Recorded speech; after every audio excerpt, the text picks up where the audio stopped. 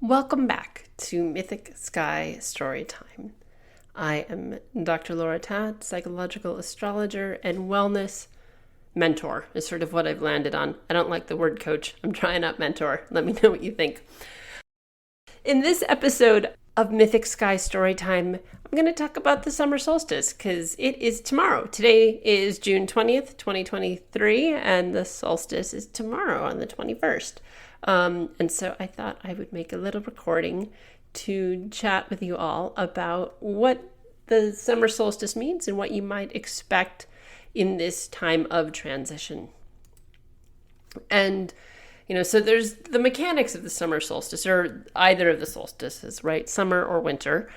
Those of us in the northern hemisphere, the northern half of the planet Earth, we're moving into the summer solstice, and those below the equator are having the winter solstice. The solstice itself, right, is for the summer solstice, right? It's the longest day of the year. So what do we mean by that, by the longest day of the year? Because there's still 24 hours in a day.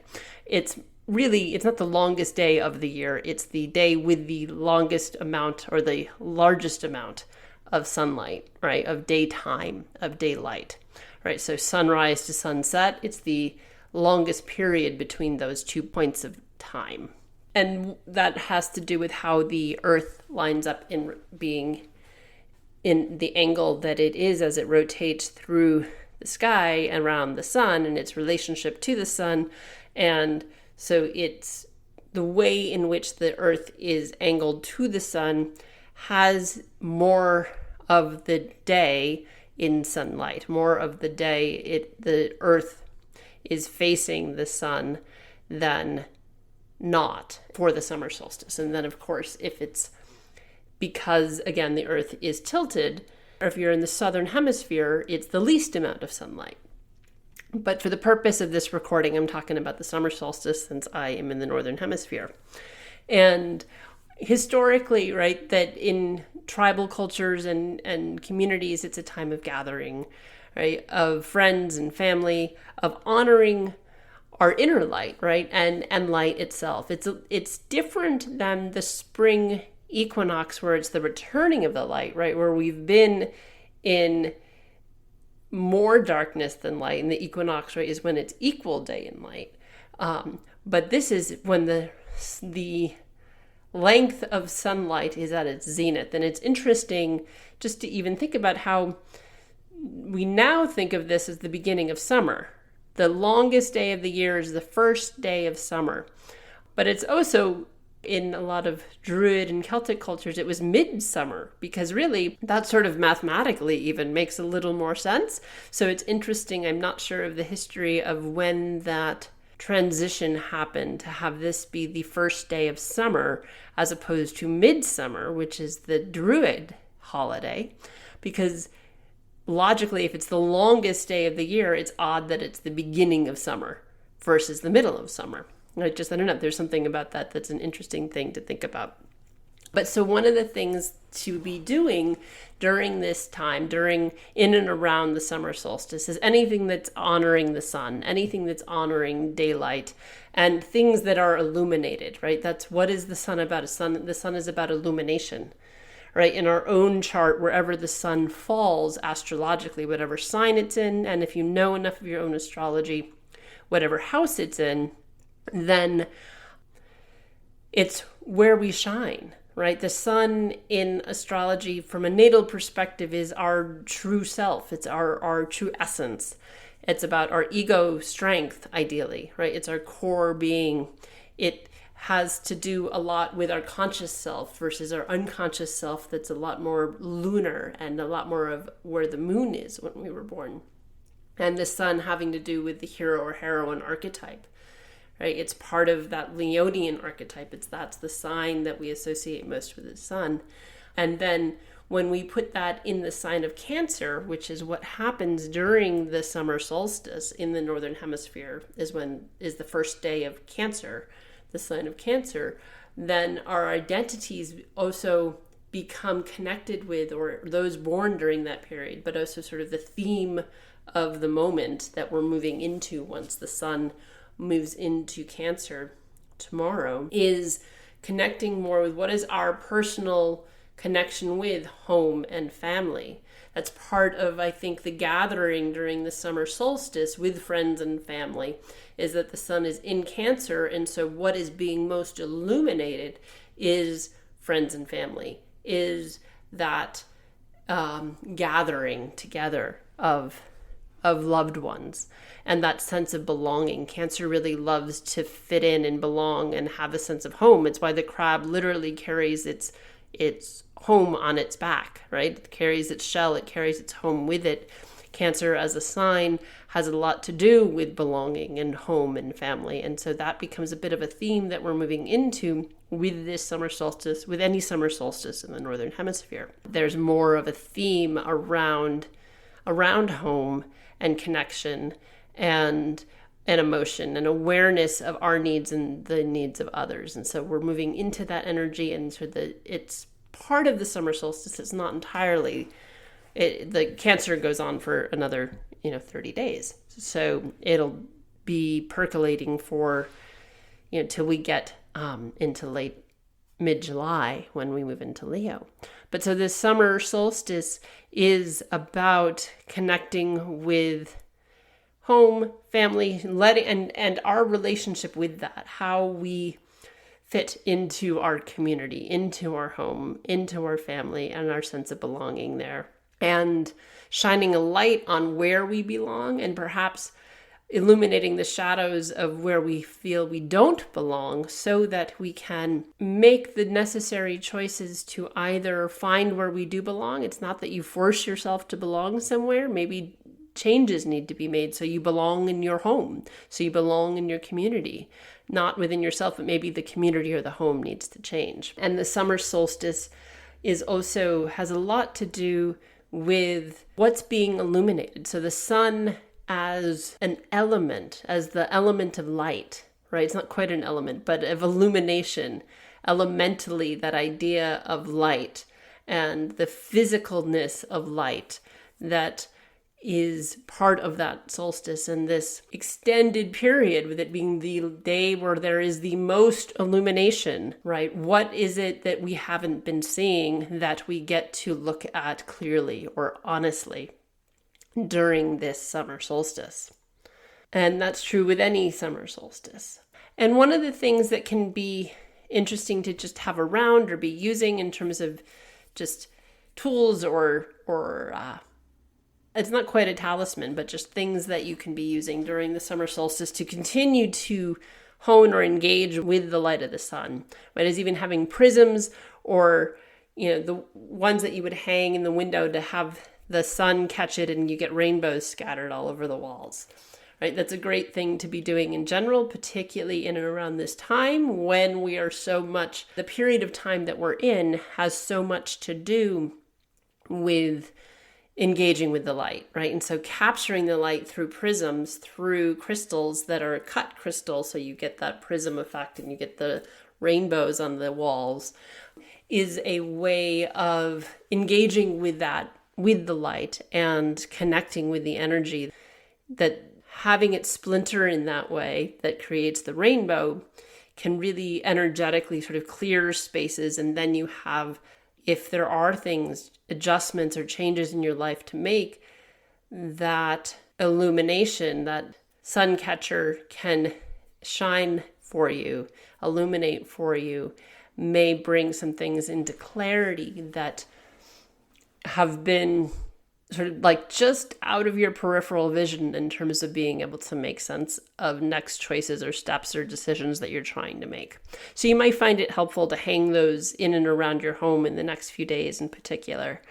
And as always, it's summer, so engaging with the natural world, being outside, bonfires are always ritualistic things to engage with, of part of honoring the light, the sun energy. And one of the things that you may want to try, I have a little different thing for folks this time, is to help you unpack how you could maybe use this period of time. I've got a guided meditation for you all this time around. And we'll see please feel free to try it out. If you're listening while driving, you can do this part at another time because you're going to want to have your eyes closed. But other than that, if you can find a comfortable place to sit, and doesn't matter if you're sitting cross-legged or feet on the floor, just something that's comfortable to be sitting, a position that's comfortable to be sitting in for a couple of minutes. I don't recommend lying down just because there's something very powerful about sitting straight and having the spine straight and the way that you hold, sort of that frame that happens when you sit upright, that can help with the flow of energy through the body and help with getting clarity in any sort of meditation. All right, once you have found where you're comfortable, and if you need to pause the recording, the podcast, till you get there, that's fine. All right, so when you are ready, close your eyes, and we're going to begin by just taking a few belly breaths so we can drop into our bodies and be present in the moment. Now, we'll take 3 belly breaths, and we're going to inhale for the count of 4, hold at the top, and exhale for the count of 4, and we'll do that 3 times. I'll walk you through. So inhale through your nose. 1, 2, 3, 4. Hold. And exhale completely through your mouth, emptying your lungs, emptying your belly. 1, 2, 3, 4. And again. Inhale through the nose. 1, 2, 3, 4. Hold. And exhaling completely. 1, through your mouth. 2, 3, 4.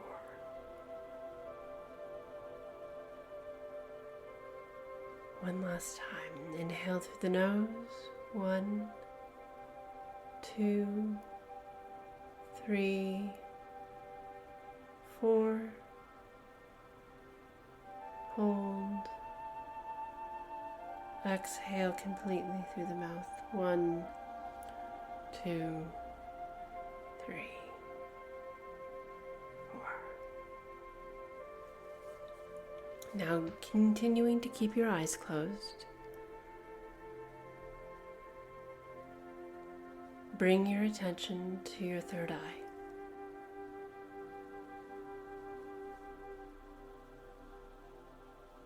To the point in the middle of your forehead. If it helps, you can even sort of tap it with your finger to bring your focus there, bring your attention to that point.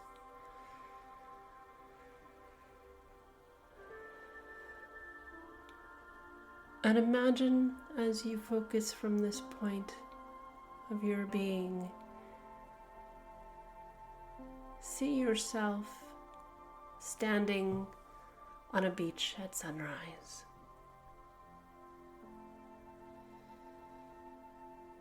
You can hear the waves crashing, but other than that, it's quiet. Maybe there's some early morning birds and nature waking up as the sun comes over, starts to peek up over the horizon. If there's any tension in your body coming up as you're imagining yourself on this beach, breathe to that point in your body, and that will help the tension release.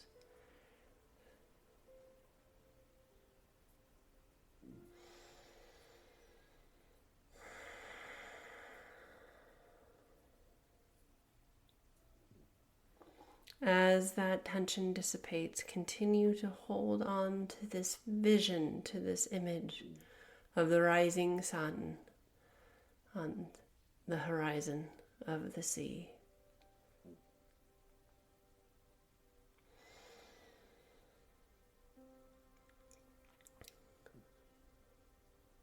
Now, whomever you look to for guidance, for support, whether that is a guide, God, a goddess, the universe, spirit, whatever language you choose to use when it comes to connecting with the divine,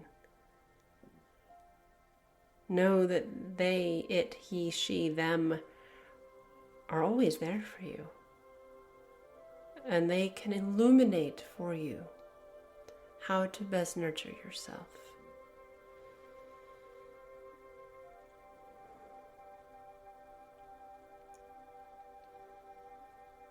Know that they, this force or being, is with you on that beach.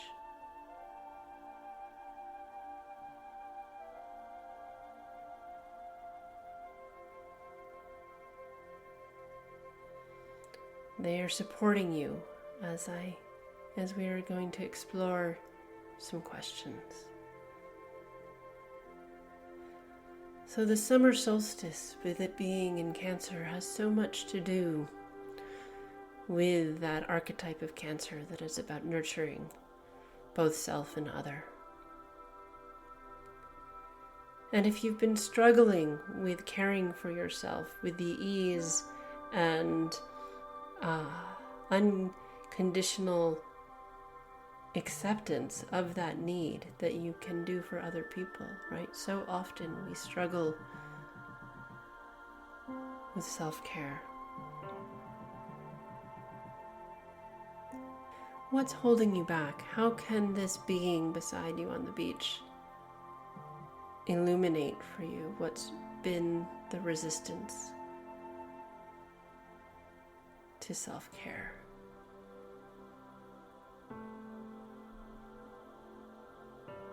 See what they have to share with you as you stand on the beach watching the rising sun.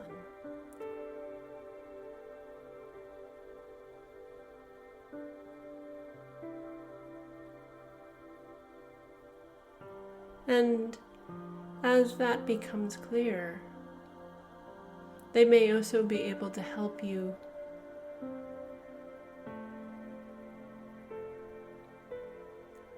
to understand how to bring self-care into greater balance in your life, so that other people or parts of your life don't get neglected or feel neglected as you work to care for yourself. What do they have to tell you to bring self-care and care for others into a place of harmony? What do they, and maybe they have something to show you, or a word, or advice. See what it is that they have to say.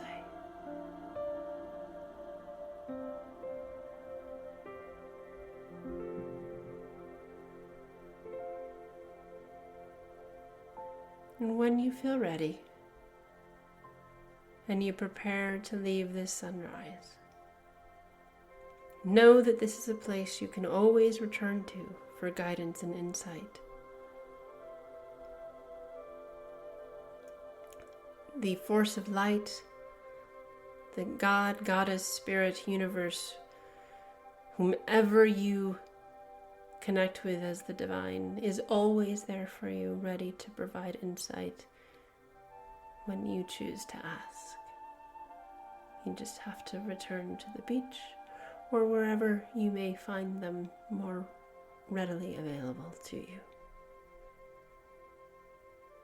And when you're ready, you can open your eyes. Feel free to journal or take some notes on what came up. And know that with this summer solstice, just like the rising of the sun over the sea, insights will come and be illuminated, so that that which has been in shadow is forever illuminated and then can be worked with or transformed or embraced, depending on what's called for. Have a lovely summer solstice, and I hope to record another episode soon. This has been Dr. Laura Tad with Mythic Sky Storytime.